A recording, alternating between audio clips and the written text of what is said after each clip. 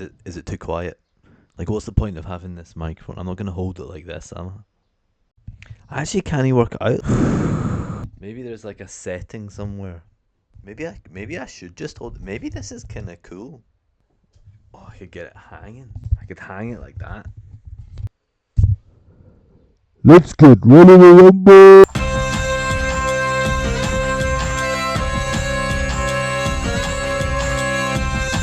Mr. Neil Cronin painting.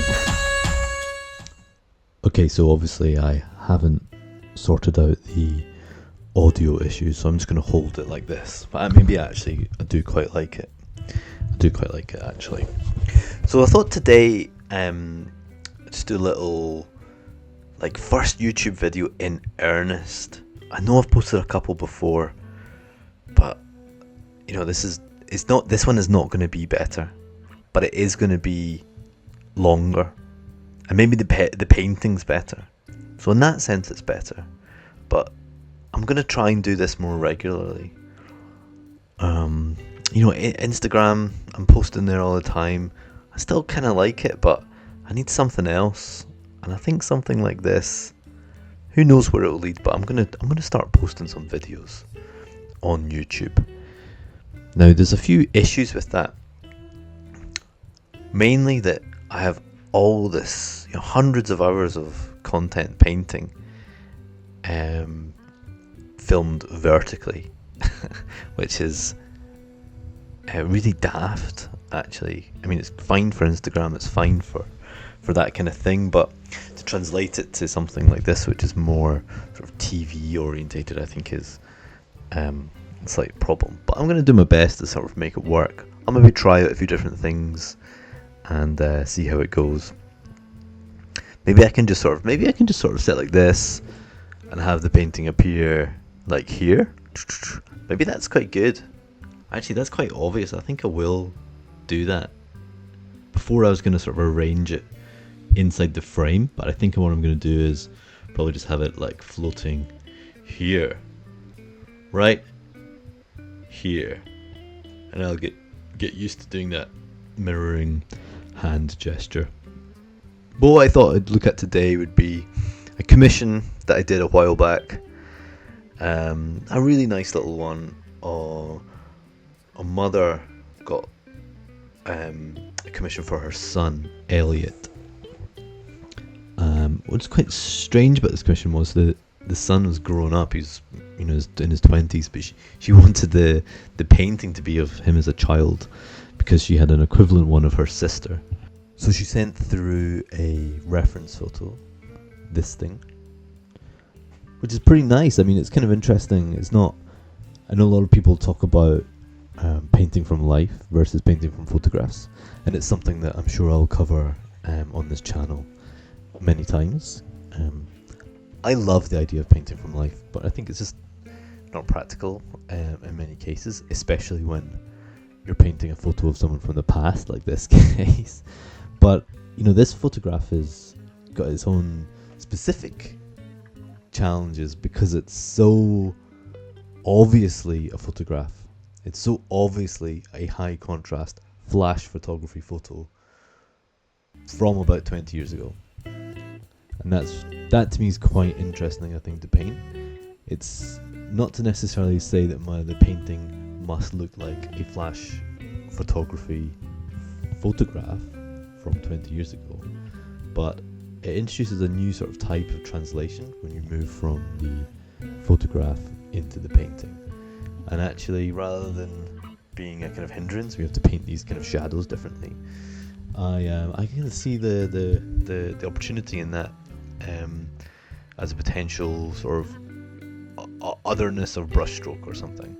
But I was looking at other people at the time when I was thinking about this, particularly painters who work in this kind of portrait format, but also painters who are sort of quite obviously working from photographs and quite obviously working from these kind of flash photography type images. So I think one person I think who does this like quite amazingly, amongst loads of other amazing work, is Mark Tennant. You know, I think he's kind of well known for these sort of, I think you must get these references from Pinterest or something, of these sort of girls getting arrested and things like that, or house parties. And they're quite clearly these kind of flash photography images. He seems to do this amazing kind of bit of magic where the painting is at once a kind of really loose, kind of borderline abstracted into just pure shape and brush, but actually retains a kind of photorealistic quality, albeit a high contrast flash photography, which is a kind of different type of photorealism from what is normally spoken about when people talk about photorealist painters.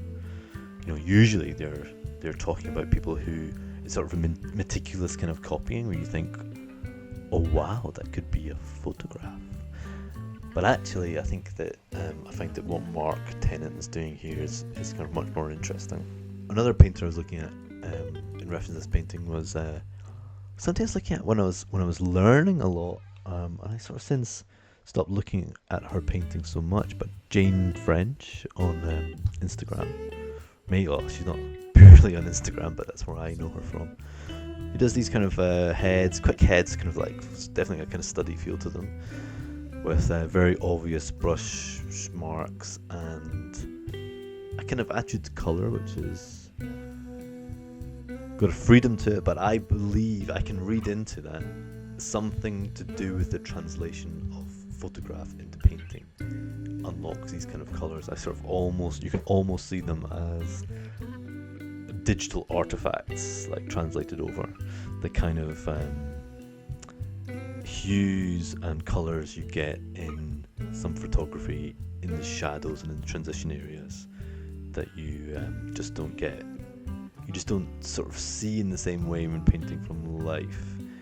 Painting from life, you see lots of other things, lots of things that you don't get from photograph. But I still think these things appear in the photograph. So that's Mark Tennant, James French I was looking at in this.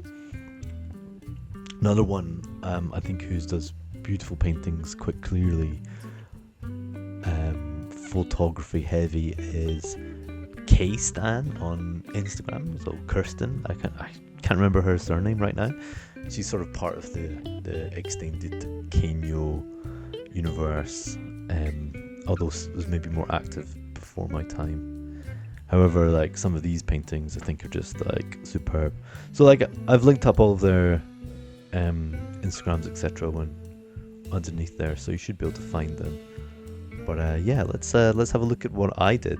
So I think the profound takeaway from the references that I gave, maybe most obvious in Mark Tennant's work, is capturing the spirit of the photograph.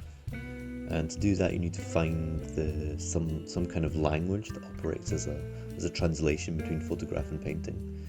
So hopefully some of these accents, high chroma edges speak to that kind of language, and there's something of that in here, while not being too obviously a kind of copy of a photograph.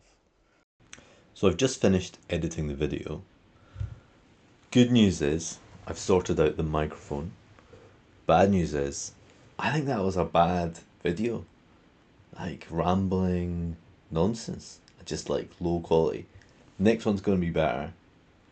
Until then, I'll leave you with that really weird, deep fried title sequence.